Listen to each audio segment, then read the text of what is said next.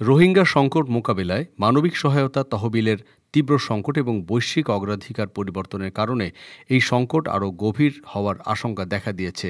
এ বিষয়ে জাতিসংঘের মহাসচিব অ্যান্তোনিও গুতেরেসের বাংলাদেশ সফরের প্রেক্ষাপটে জরুরি ও সমন্বিত পদক্ষেপ গ্রহণের জন্য বাংলাদেশে কর্মরত আন্তর্জাতিক বেসরকারি উন্নয়ন সংস্থাগুলো আইএনজিও বিশ্ব সম্প্রদায়ের প্রতি আহ্বান জানিয়েছে।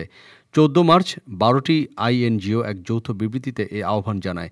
বিবৃতিতে বলা হয়, সৃষ্ট সংকট রোহিঙ্গাদের পাশাপাশি স্থানীয় জনগণের ওপর অর্থনৈতিক চাপ বৃদ্ধি করবে। দ্রুত ও দীর্ঘমেয়াদী পরিকল্পনা গ্রহণ না করলে এই সংকট স্থায়ী ও নিয়ন্ত্রণহীন পরিস্থিতির দিকে অগ্রসর হবে। আইএনজিওগুলো বলছে, এখন 8ম বছরে পা রাখা এই সংকট বাংলাদেশের সম্পদের ওপর প্রবল চাপ সৃষ্টি করছে।